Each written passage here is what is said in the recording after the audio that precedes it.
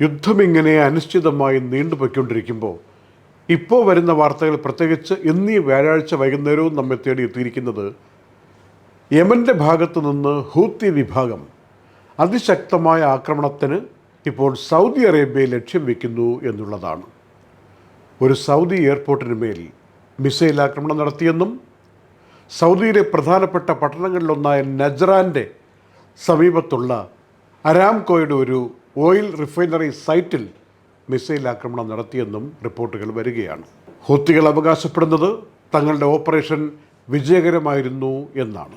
ഇറാനിൽ നിന്നുള്ള നേരിട്ടുള്ള പിന്തുണ ഇതിന് കിട്ടിയിട്ടുണ്ടോ എന്ന് ലോകം നോക്കിക്കൊണ്ടിരിക്കുമ്പോൾ ഇറാൻ്റെ IRGC എന്ന ഗാർഡ് പറയുന്നൊരു കാര്യമുണ്ട്.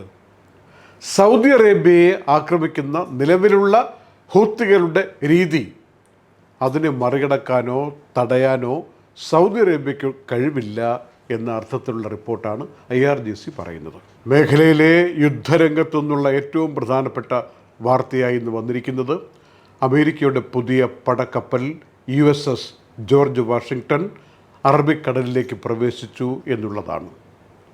കപ്പലുകളെ സ്ഥിരമായിട്ട് മാറ്റുകയും ക്രൂവിനെ മാറ്റിക്കൊണ്ട് പുതിയ ആളുകളെ കൊണ്ടുവരികയും ചെയ്യുന്ന അമേരിക്കൻ സെൻട്രൽ കമാൻഡിൻ്റെ സമീപനത്തിൻ്റെ ഭാഗമാണ്, തുടർച്ചയാണ് USS ജോർജ് വാഷിങ്ടൺ എന്ന യുദ്ധക്കപ്പൽ മേഖലയിലേക്ക് വന്നതെന്നും ഈ റിപ്പോർട്ടിൽ പറയുന്നുണ്ട്.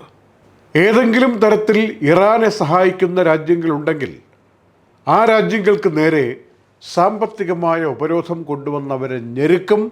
സാമ്പത്തികമായി പിന്നെ രക്ഷപ്പെടാൻ പറ്റില്ല, ടാക്സ് ഏർപ്പാടാക്കും. ഇങ്ങനെയുള്ള പല കാര്യങ്ങളും ട്രംപ് പറഞ്ഞിരിക്കുന്ന സാഹചര്യത്തിൽ അമേരിക്കയിലെ ആഭ്യന്തര സമ്മർദ്ദങ്ങളും ഞെരുക്കങ്ങളും കൊണ്ട് ദിശ മാറ്റിവിടാനും ശ്രദ്ധ തിരിക്കാനും വേണ്ടി ട്രംപ് ഇങ്ങനെ പറയുന്നതാണ് എന്ന പ്രതികരണമാണ് ഇറാൻ്റെ ഭാഗത്തു നിന്ന് വന്നിരിക്കുന്നത്. ഇവരീ രണ്ടു കൂട്ടരും അങ്ങോട്ടും ഇങ്ങോട്ടും ഇങ്ങനെ പറഞ്ഞുകൊണ്ടിരിക്കുന്ന കൂട്ടത്തിൽ നമ്മളെ ബാധിക്കുന്ന ആ സത്യം ഇന്നും നമ്മൾ തിരിച്ചറിയണം. കഴിഞ്ഞ 3 ആഴ്ചക്കിടയിലെ ഏറ്റവും വലിയ എണ്ണ വില വർധനവ് ഇന്നും മാർക്കറ്റിൽ പ്രകടമായിരിക്കുകയാണ്. ഒരു ബാരൽ എണ്ണയ്ക്ക് $94 പിന്നിട്ട് മുന്നോട്ട് കുതിക്കുന്ന രംഗമാണ് എന്നിതാ ഓഗസ്റ്റ് 20 വൈകുന്നേരം നമ്മൾ അറിയുന്നത്. അത് സാധാരണ എണ്ണയെ നേരിട്ട് ബാധിക്കുന്ന ഇൻഡസ്ട്രിയിൽ മാത്രം ഒരു പ്രശ്നമുണ്ടാക്കും എന്ന് ധരിക്കുന്ന കാലം മാറി. എല്ലാവരും ഇപ്പോൾ അതിനെക്കുറിച്ച് മനസ്സിലാക്കിയിരിക്കുന്നു. ഉപ്പ് തൊട്ട് കർപ്പൂരം വരെയുള്ള സകല സാധനങ്ങൾക്കും വില വർധനവിലേക്ക് പോകുന്ന ഒരു ദുസ്സഹമായ സാഹചര്യം ലോക ജനതയെ വേട്ടയാടുകയാണ്. എല്ലാവരും ഹോർമൂസിലെ ജലപാതയുടെ സുരക്ഷയെക്കുറിച്ച് സംസാരിക്കുമ്പോൾ അങ്ങനെ ഒരു സുരക്ഷ ഉണ്ടാകണമെങ്കിൽ ഒമാൻ പറയുന്ന വില പിടിച്ചൊരു അഭിപ്രായം നമ്മൾ അറിയണം. മേഖലയിൽ സമാധാനത്തിൻ്റേതായ ഒരന്തരീക്ഷം ഉണ്ടാകണം.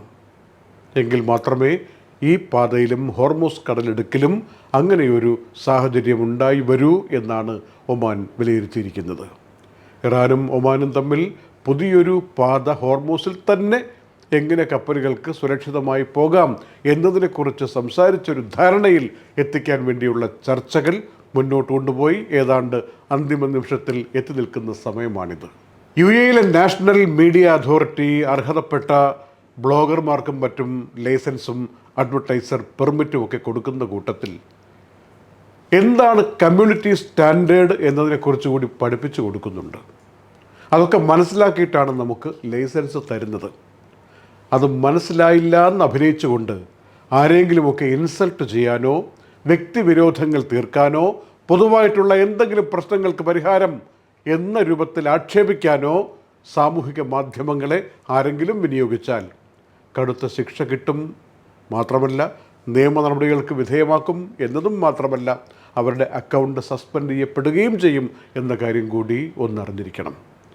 ഇപ്പോഴിതാ ഒരു വനിത UAE വനിതകളെ ആക്ഷേപിക്കുന്ന വിധത്തിൽ സാമൂഹിക മാധ്യമങ്ങളിലൂടെ ഒരു കണ്ടൻറ്റ് കൊടുത്തപ്പോൾ ലീഗൽ ആക്ഷൻ എടുത്തിരിക്കുന്നു.